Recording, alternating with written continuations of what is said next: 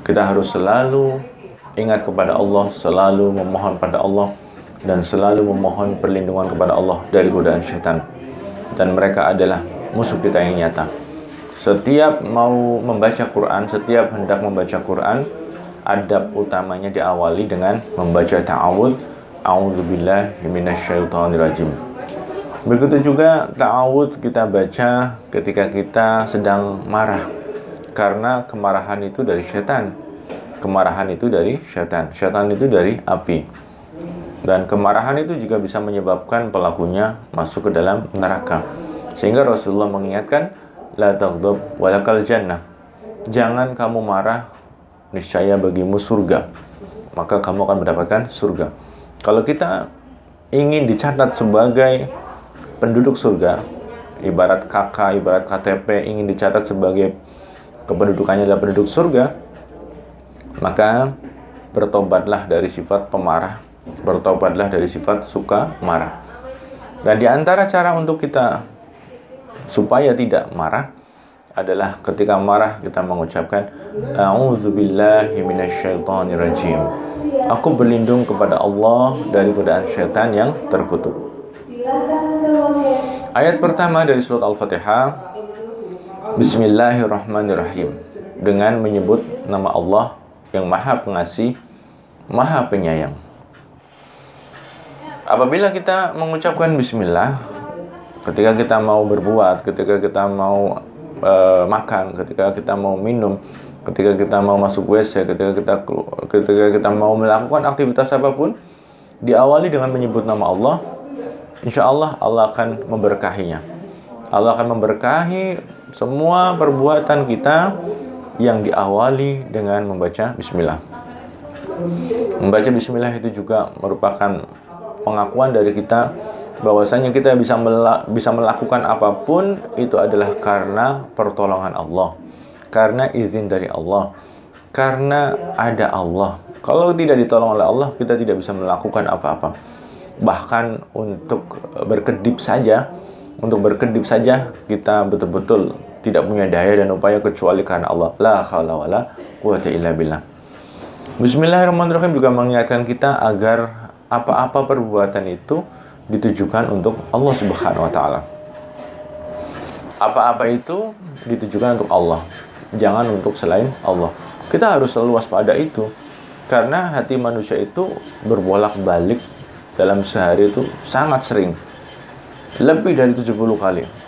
Seperti juga bolak-baliknya gelembung-gelembung air ketika kita memasak air yang mendidih, gelembung-gelembungnya berbolak-balik. Rasulullah menggambarkan seperti gelembung-gelembung air tadi, berbolak-baliknya hati manusia. Makanya kita harus selalu ikhlas karena Allah dalam semua perbuatan. Jadi kalau kita membaca bismillah sebelum masuk rumah, syaitan tidak akan mau masuk, tidak akan bisa masuk. Apabila kita lupa membaca basmalah, baca bismillah ketika masuk rumah, setan ikut bermalam di rumah kita. Ketika kita membaca bismillah sebelum makan, maka setan tidak akan ikut makan. Tetapi orang yang tidak membaca bismillah ketika makan, setan ikut makan.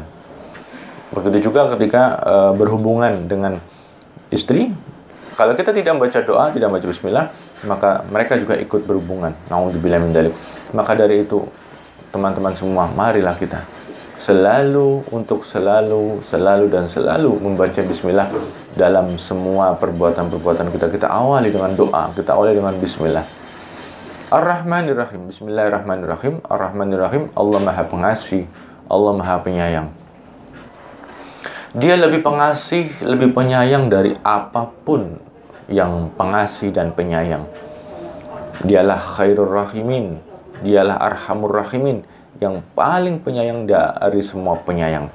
Kalau kita melihat seorang ibu yang tidak mungkin tega melemparkan bayinya ke dalam api, begitu juga Allah tidak akan tega melempar hambanya ke dalam api. Makanya Allah turunkan petunjuk, Allah pilih Rasul, Allah turunkan Al-Quran, Allah turunkan kitab-kitab. Untuk apa? Untuk supaya manusia itu jangan sampai masuk neraka. Sehingga ketika nanti masuk neraka, itu karena salahnya sendiri. Kenapa tidak mengikuti petunjuk-petunjuk Allah? Padahal Rasul sudah dikirimkan, ustadz-ustadz sudah dihadirkan, Mereka terus mengingatkan tentang jalan-jalannya surga. Tetapi kenapa masih mengikuti jalannya syaitan? Kenapa masih mengikuti jalannya hawa nafsu? Dan Ar-Rahman adalah kasih sayang Allah untuk menyeluruh, untuk seluruh makhluknya. Tidak pandang bulu apakah dia orang baik, orang jahat, orang mukmin, orang kafir.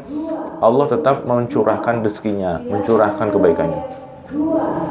Ar-Rahim ini kasih sayang Allah yang hanya spesial untuk orang-orang bertakwa, orang-orang mukmin. Maka dari itu kita sangat membutuhkan kasih sayang Allah, dan kita berusaha berakhlak dengan akhlaknya Allah, berakhlak dengan akhlaknya Rasulullah yang mereka sangat penyayang. Allah tahu kok orang-orang yang berdosa di antara kita. Allah tahu dosa-dosa kita, tetapi Allah menutupinya. Allah menutupinya. Rasulullah tahu siapa orang-orang munafik di antara sahabat-sahabatnya yang mengelilingi beliau. Rasulullah tahu mana yang munafik di antara mereka, yang menyembunyikan kekafirannya, tapi Rasulullah menyembunyikannya.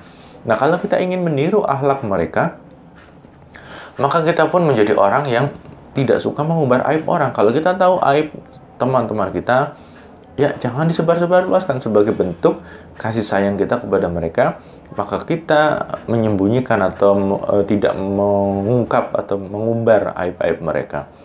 Itu salah satu akhlak. Kemudian kalau kita menyayangi yang di bumi, maka yang di langit akan menyayangi kita. Kalau kita menyayangi makhluk Allah, maka Allah Al-Khaliq sebagai pencipta akan menyayangi kita. Jadi kalau kita berkasih sayang, itu luar biasa. Dan rahmah, inilah Rasulullah. Rasulullah itu adalah rahmatan lil alamin, sebagai kasih sayang Allah untuk seluruh alam. Makanya Rasulullah juga sifatnya sangat rahman. Rasulullah itu sangat rahim. Rasulullah itu sangat penyayang. Rasulullah sangat penyayang kepada semua orang. Terlebih lagi kepada fakir, miskin, dan anak yatim, Rasulullah sangat penyayang.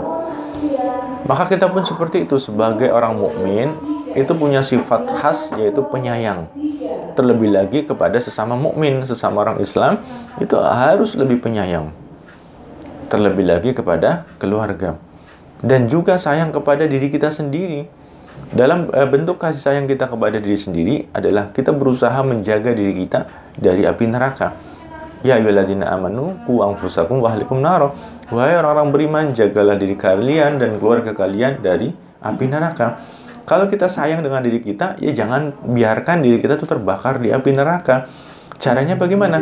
Caranya ya kita harus bertakwa kepada Allah. Caranya ya kita harus selalu taat pada Allah dan menjauhi dosa-dosa. Kemudian alhamdulillahirabbil alamin, segala puji bagi Allah, Tuhan seluruh alam. Pujian ini hanya untuk Allah, pujian itu hanya layak untuk Allah, tidak untuk selainnya. Maka dari itu, kita sebagai manusia yang lemah, yang tidak punya apa-apa, jangan merasa punya apa-apa, jangan merasa bisa apa-apa. Semua itu dari Allah. Kalau kita pintar, dari Allah. Kalau kita kaya, dari Allah. Kalau kita punya kelebihan apa, itu dari Allah. Maka kita puji Allah. Kalau kita saat ini bisa taat pada Allah, itu dari Allah hidayahnya. Dan Allah mau, bisa saja, kalau Allah mau, bisa saja hidayah itu hilang. Kita mohon pada Allah berlindung dari hilangnya hidayah. Jadi pujian itu hanya untuk Allah. Rabbil alamin, dialah Tuhan seluruh alam. Alam malaikat, alam jin, alam manusia, alam hewan, alam dunia, alam akhirat, alam-alam apapun, Allah adalah pemiliknya, Allah adalah Tuhannya, Allah pemeliharanya. Dialah pemilik segala sesuatu. Alamin itu adalah segala sesuatu selain Allah. Maka Allah lah Tuhannya. Betapa kita beruntung, betapa kita sangat-sangat terpesona dengan bagaimana kekuasaan Allah, keagungan Allah. Apakah hati kita tidak tergetar ketika kita menjalankan perintah Allah, ketika kita menyebut nama Allah, ketika kita mengingat Allah Subhanahu wa taala, padahal Dia adalah Rabbul Alamin. Lalu alhamdulillahirabbil alamin itu juga bentuk ucapan syukur kita kepada Allah. Syukur kita kepada Allah atas semua kenikmatan-kenikmatan. Kalau kita sudah mengucapkan alhamdulillah, berarti kita merasa berterima kasih kepada Allah, tidak mengeluh, tidak kecewa, tidak protes dengan apapun dari Allah Subhanahu wa taala. Sehingga selalu bersyukur dengan mengucapkan alhamdulillah. Kalau kita sehat, ucapkan alhamdulillah. Kalau kita sakit, ucapkan alhamdulillah. Kalau kita dipuji, ya semua dari Allah. Kalau kita menjadi orang yang diberikan kelebihan-kelebihan, ya itu dari Allah, alhamdulillah. Kalau kita diberikan kesulitan, tetap ucapkan alhamdulillah. Kalau kita ditanya bagaimana kabarmu hari ini, ya tetap ucapkan alhamdulillah. Jadi segala puji bagi Allah, segala puji bagi Allah. Selalu memuji Allah. Yang sedang sakit, yang sedang menderita, yang sedang kesulitan, tetap ucapkan alhamdulillah, alhamdulillah, alhamdulillah. Dengan mengucapkan alhamdulillah ketika kita sedang sakit, ketika sedang menderita, Allah Subhanahu wa taala akan meridhoi orang yang tetap memuji Allah dalam kondisi apapun juga. Itu yang bisa kami sampaikan pada kesempatan kali ini. Mudah-mudahan bermanfaat, mudah-mudahan Allah merahmati kita semua, mengampuni dosa kita semua, dan selalu membimbing kita untuk selalu bersyukur padanya, selalu mengingatnya, dan selalu memperbaiki ibadah kepadanya. Kurang dan lebih yang mohon maaf. Allahumma shalli wa sallim wa barik ala Muhammad wa ala ali Muhammad. Billahi taufiq wal hidayah. Assalamualaikum warahmatullahi wabarakatuh.